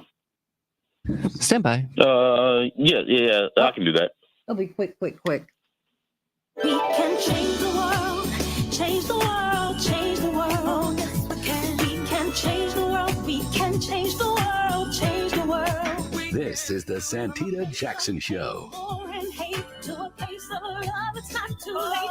Gotta save the children, we can't wait. Let's change the world. I am breathing. Hey, everybody, welcome back to the Santita Jackson Show, WCPT 820, the nation's largest progressive talk radio station, and AM 950 radio, the voice of progressive Minnesota. Meet my morning stars on the Santita Jackson Show. So many of you are there today. And please like and share the show. It's not Thursday. Dr. Wolf actually just moved a day. He had to do something else yesterday. So instead of being with us yesterday, he's with us today. But whatever day he can be with us, we love it. We love it. We love it. And of course, you're joining the panel. But I want to hear your thoughts about this, because this, in less than a week, it feels like we're almost on the verge of we're in the midst of a horrifying conflict, but it seems like it's going to grow and grow and grow. I hope it doesn't become a world conflict, but it can be. Dr. Wolf, your thoughts? Yeah, sure. So I think one thing to remember before all else, that the first casualty of every war is the truth. So everybody who's talking to you from a position of certainty is delusional. If you are coming from a position of certainty, you are delusional. So there are a small number of people who may know what happened, and likely they are not going to be honest with us. And again, I'm not trying to accuse anyone. That is the condition of warfare, right? 1. 2, no one wins wars. 3, in this conflict, the currency of battle is dead civilians. And so anyone who has moral clarity is also probably simplifying things to a potentially dangerous degree, right? And this is true on either side. So by this point in the conversation, I've already offended everyone, probably. So I think those are reasonable ground rules of engagement, right? Because we don't know what happened. We may never know what happened. We do know that much lives are being lost, many needlessly, right? And that the killing of civilians, however it's done, and with whatever intent or focus, is a form of savagery that the world community should not tolerate, right? But does on a regular basis. So that's where things get trickier too, which is anyone who has moral clarity of judgment probably has a problem because they've probably overlooked some things and got excited about others. because we have finite time. It doesn't mean ill will, but we have finite time, attention, and resources, right? So I would say those things. And I would also say, as an economist, where I might claim some qualitative insight here, I do think the lay of the land should be known here, which is that all over the world and all throughout history, if you give people nothing to lose, they are very unpredictable, and the prospects of violence rise. Not because they're Palestinian, not because they're Jewish, not because they live in Gaza, not because they're Muslim, not because they're Christian. Because if you put people in impossible circumstances, they are substantially damaged, and they begin to do the things that damaged people do, right? And this is not to say that those things are okay. It's just to say that those things should be expected, right? And so we have a situation here where we don't know exactly what happened. If we think we do, probably just means we haven't learned what we don't know there yet, right? And everything we're hearing is designed to be emotionally exciting to us. And I guess we also should remember that we live in the age of people getting news from X, formerly known as Twitter, or from Facebook, or from TikTok. And that means that most of the content that you're consuming is designed to traumatize and enrage you and keep you clicking, right? And so in this already incendiary situation, we have a highly falsified, highly emotionalized news flow, right? And so this is kind of a perfect storm here. And therefore, in an already very, very heated conflict, you have all the elements of things quickly spinning out of control. But while I do think there have been terrible attacks, and there are likely terrible attacks to come, and that's real, I also think we've been in a highly manipulative spin cycle with different parties claiming moral clarity and knowledge of what happened, and there's almost no chance either of those things is achievable. So where do we go from here? I mean, because this is being escalated, and you've got America saying, America's not making things any better. They're making everything worse. No one is calling for peace, Yeah. Dr. Wolf. Nobody. And look, I think it's hard to make it better, but that's a worthy longer-term goal. No, In the wait. short term, Let me say, I don't want to make it better. I want to make it right. How do we do that? Yeah. Let's move on. So I would have a more modest goal that we're far from achieving, which is let's not make it worse. I think a Hippocratic oath makes sense here, right? So if you are trying to teach the world how evil whatever side you don't agree with is, you are making this worse, right? And that's true no matter which side you take. You are making this worse. If you're trying to figure out how to cause an immediate cessation in the conflict, you're potentially making things better. Because whoever's right, whoever's wrong, no, we don't need to encourage more people to die, whether they're right or wrong, right? I just don't think that's useful at this point. And if killing each other was a solution here, this would have been tucked away as a great solution a long time ago. This would have been solved, right? So I think the track we're on needs to be opposed, right? I don't think that a ground invasion with house-to-house fighting in one of the most densely populated areas on Earth is a good way to preserve human life. I have never seen it work out, and as much as it's good to be hopeful, it's very hard to see how that would be achieved here. But the tragedy is that's not even their point, and they're being quite honest about wanting to inflict as much damage, take as many lives as they want. I mean, as they can. It's awful. I mean, the IDF said, we don't want accuracy, we want damage. What? No one challenged them on that. Have a good. I'm saying they have a whoever lot of says internal challenge, right? They said it. Yeah. It's wrong. No one has challenged them on it. I've not seen any church challenge them on it, and that for me is it's morally reprehensible. It's disgusting. I think actually the Armenian Christian Church, right? And I just for the record, I'm not pitching one religion against another, nor if it matters, am I Armenian or Christian, right? But the point is, I think we have seen some messages. You've had some church leaders, but I'm saying the Pope come out on the balcony, say something. Perhaps, I can't speak to what the Pope's proper role is. What I can say is that what has happened at great speed and with incredible violent ferocity is people deciding which side they're on and how they should explain to other people how evil the other side is. And while I understand that on a human level, and I understand the shock and I understand the anger, that always makes the situation worse. It causes more entrenched positions, and it triples down and quadruples down on false certainty, right? And I don't think the Palestinian people are responsible for what Hamas does. And I think people who discuss Palestinian population and Hamas interchangeably are doing an injustice to the complexity of that society and the wealth of opinion in that society.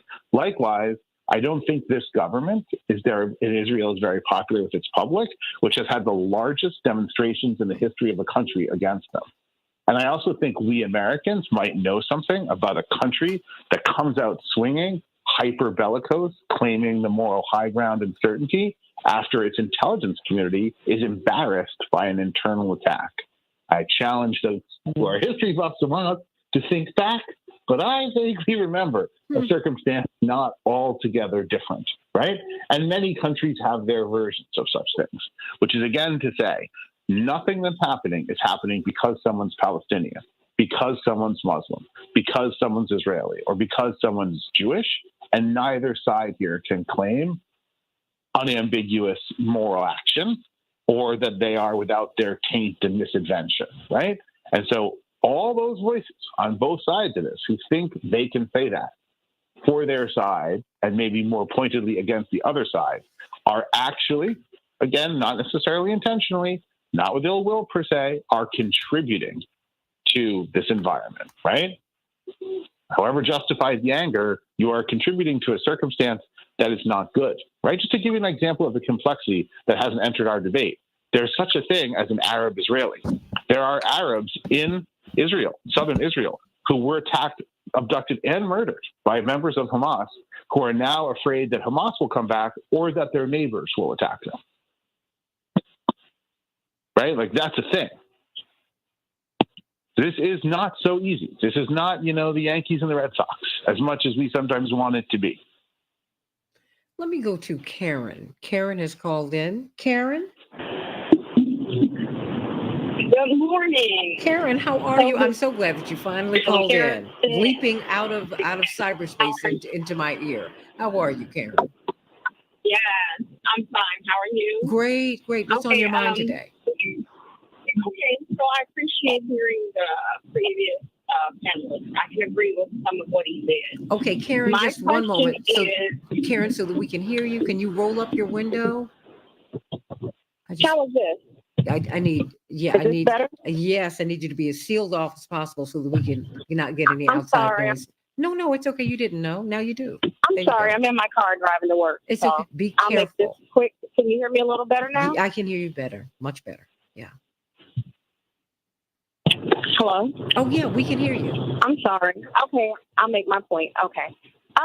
So my question is, and again, thank you for the previous panelists, because I have to be honest, I hear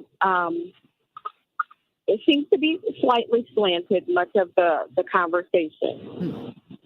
So what I would like to know is, what do the panelists propose the Israelis should have done in response to what happened? Okay, let me let That's everyone. What I would like to and not going up again. No, not doing what, Karen? No, not going back to history. No. But please, no. You have to, Karen. No, let me say this. You have to let people. I'm gonna let you finish, but I just want you to say you have to let people answer the way they answer, not the way you can't frame their answers for them, right? To be fair, like I couldn't frame your question. Right. Say well, can I say that it's hard to hear an answer from panelists many times because it's almost as if nothing is wrong because of history. No, but so if one side does it wrong, then they've done it wrong. Both sides. Yeah, but what I'm saying to you is history contextualizes everything for everybody. And so everybody's coming to you from their understanding and reading of history. So as you ask the question, let people answer the way they answer, just as you framed your question, the way you framed it. Okay? That's fair. Don't you think? Got it. Mm-hmm. Okay, all right. So Dwight, you were jumping in. I'm sorry, Karen. Well, I think you have to start. I think you have to start by giving the people back their land and then renegotiating the relationship. It's I just can't see making the victimizers and the victims moral equivalents. We don't do that with Hitler and the Holocaust survivors. We don't try to make them historic parallels and moral equivalents. In this situation, to me, the Palestinians are the victims. It was their homeland for hundreds of years. The other folk came along and claimed the land and put them in these little cubby holes, these little outside prisons, and it's just not fair. You can justify bombing them because they revolted. And so I think you have to start renegotiating entire relationships. Only equals can negotiate. So right now, I think it's a pretext of another Holocaust. And I just can't, I don't think it's fair. Like it was not fair when it happened in Germany with the Jews. It was just not fair. They were victims. And were treated like victims. They weren't treated like they were moral equivalent. These people are really victims. Okay. So I think you have to start by trying to make the wrong right. I can hear something in the background. Karen, you might have to put yourself on mute. But Dr. Gibbs? Yes, I was on mute. Okay, stay on mute. I would also add that. Okay, Bryce? Sorry. I would also add that you mentioned that you don't want the answer rooted in history, and you ask what Israel should have done in response to the attack. Well, I mean, you don't have to look at history to understand why the attack happened. You have to look at it now. You have to look at the last 5 years. That's not history. That's like yesterday. Right now, Israel, according to the leading human rights organizations, Human Rights Watch, Amnesty International, the United Nations, Israel maintains a system of racial apartheid in between the Mediterranean and the Jordan. Now, I think Dr. Wolf said that there's a lot we don't know, and that's true, but there's certainly a lot we do know. And we do know that this system of apartheid has caused the death of thousands of Palestinians over the last several years. We do know that Israel has, when Gazans peacefully protested at the border, Israel shot them down by the hundred, unarmed protesters. They shot them down by the hundred. We do know that.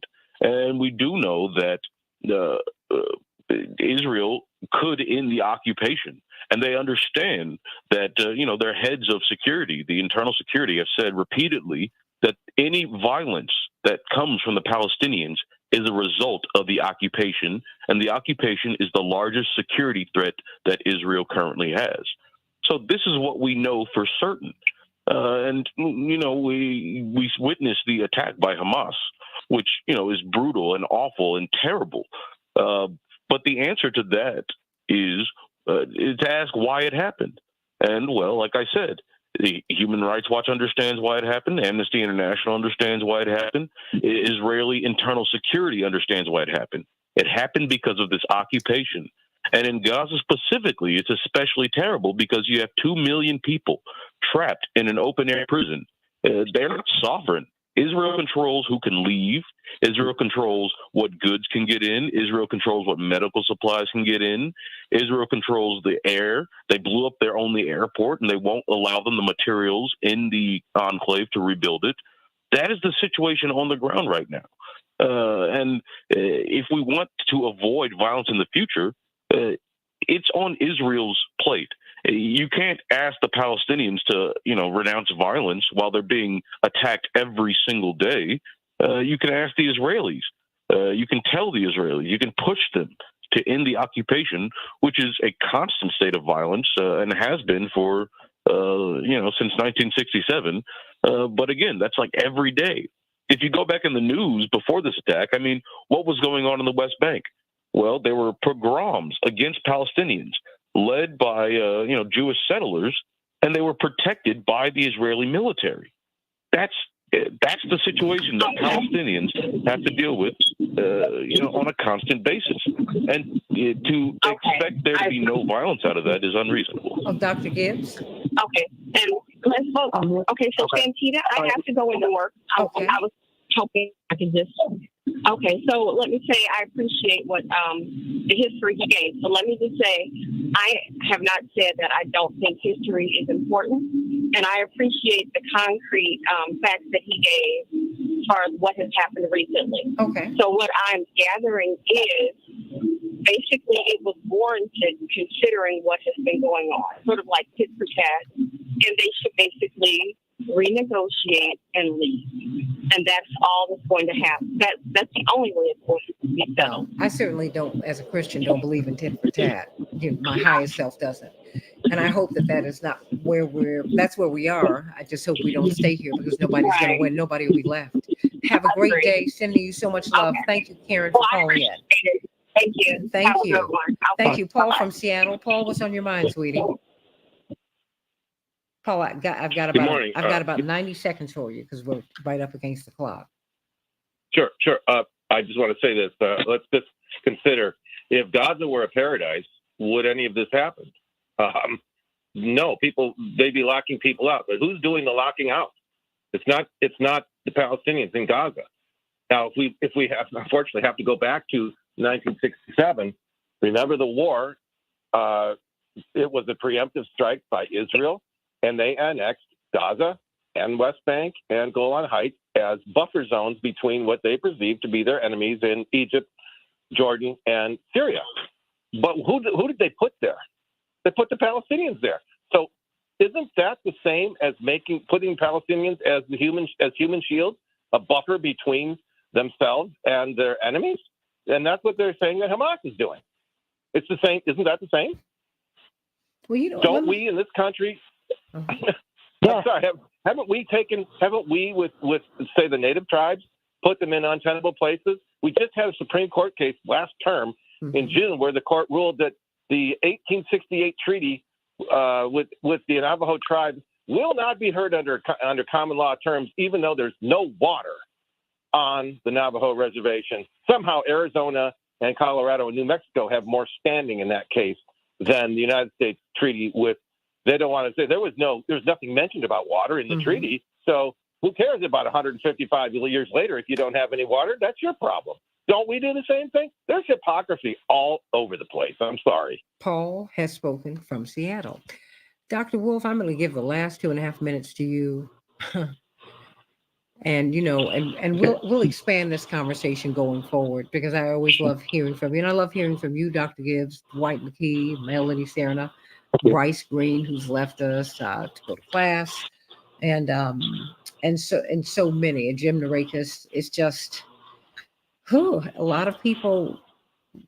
We have a lot of opinions and feelings about this. Your thoughts, Dr. Wolf?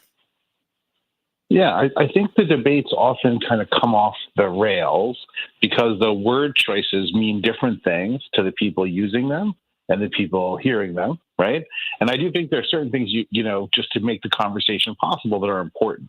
For instance, I am all for talking about the inhumane conditions imposed on Palestinians in refugee camps often, in the occupied territories, and that's a key part of this. I do think a conversation that spills over into thinking this is sort of reasonable is very dangerous because it forestalls debate. And I don't think any of us believe that if you have a problem with an occupying force, butchering their civilians is a good idea. Because if you do, you will always be attacked, right? And that's the wisdom of Martin Luther King.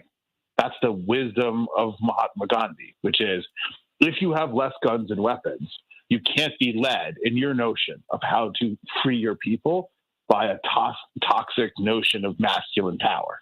If you do, you will engage in a struggle, being violent, that has almost no chance of doing anything other than quickly degenerating into what we've seen here. Rage is understandable, but if you attempt to try something that's bloody, and hurting people does hurt you too, you're not without. Israel will be damaged by being extra violent with the Palestinians. Palestinians will be damaged by being violent with each other, being violent with Israel. All human beings are. But if you keep trying to win the war militarily, when it's very clear you can't, you have gotten into the business of sacrificing your civilian population for perceived gain.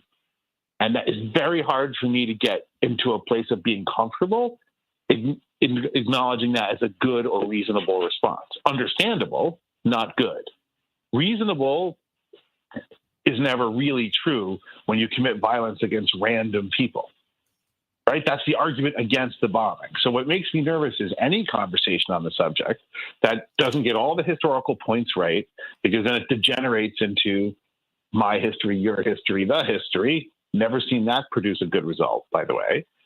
And who's trying to do this more like, well, you did something bad, so we can do something bad. Like I agree with the sort of eye for an eye. It doesn't resolve conflict very often. It leads to a lot of blindness. Has the suffering been disproportionate on the Palestinian side? Yes. Are there injustices on a regular basis? Yes. Right? And has the Palestinian population possibly been hijacked by various political organizations and governing bodies that don't well represent their interests? I think that's probably true on both sides of the line. Well, I also think in these moments, our intelligence helped reform Hamas. Remember when Israel was playing footsie with Hamas because they didn't want the Palestinians to be together with the Palestinian Authority? I mean, you reap the whirlwind on this, right, Max? Come on. but both sides reap the whirlwind, right? That's true, but that argument's dangerous because then firing rockets at a military, they fire back, right? So I don't love that line of logic. I get it. No, like, no. What I'm saying not saying that. Yeah. Every action merits an equal and opposite reaction. Physics. It's just that's it. But this is social physics. In social physics, there's always big thumbs and small thumbs and whispered breath and heavy breathing on the scale. Right? You're going to get a better deal at a unregulated flea market on produce than you're going to get in measuring the scales of injustice of two groups at each other like this, right? You know what? I promise. You will have to come back next week. We'll have to revisit this, Dr. Gibbs and Dwight McKee and Melody Serna. We're going to have to revisit this and have this broader conversation. I want to thank you, Janet. Janet said the show is the most thoughtful, nuanced coverage I'm hearing on this issue. I appreciate your hues, colors, and the way you pull it all together. It's all because of you and it's with you. Love you. Karen, thank you for calling in. Love you, everybody. See you on Keep Up Alive on Sunday and Rainbow Push tomorrow at 9:00. Love you.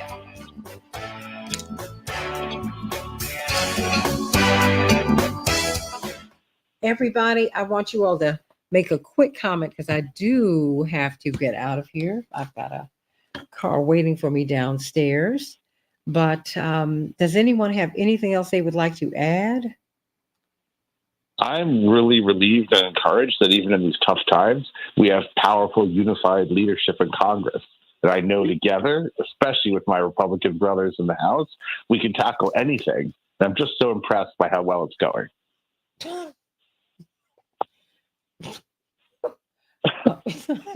Okay. Where is John? I'm going to call Jonathan and tell him what you just said. You call him and tell him what you said. But Dwight, Dr. Gibbs, anyone there? Yeah, we don't have a speaker. There we go. Well, yes. I don't have one anytime soon either. Well, I guess the choices all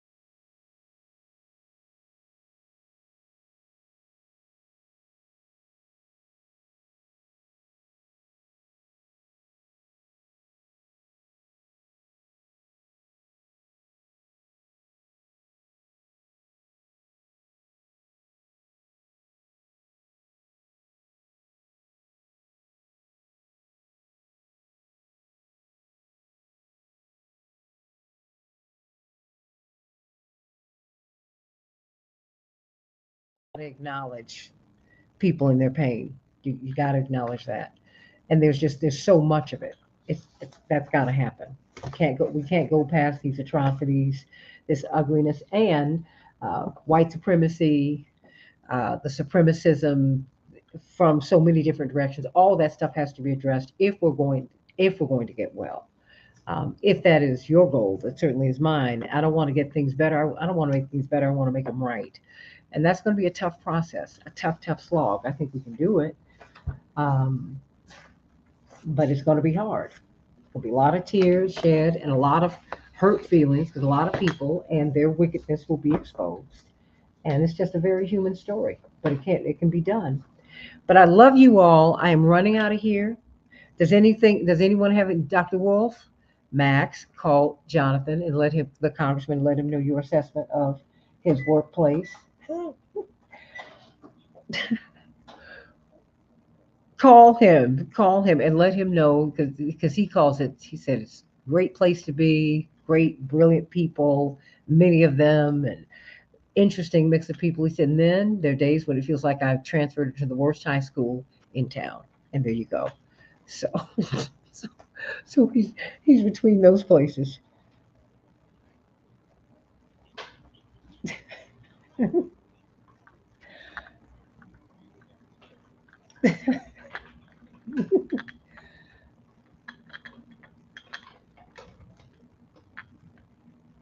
No one knows that you are a closet comedian. But I love you, and I love all of you, and thank you for moving things around. You came. This was a great way to close out the week. I love you, everybody. I'm out of here. I love you, love you, love you, love you. And Morning Stars, I'll see you at Rainbow Push tomorrow, October 28th. Halloween party is going to be great. It's going to be great. It's going to be great. Sending you so much love, everybody. Costumes required, donations desired. Can't wait to see you 2 to 7 p.m., 930 East 50th Street. It's going to be big, big fun. I don't know what I'm going to come as yet. I don't know. Can't wait. Love you.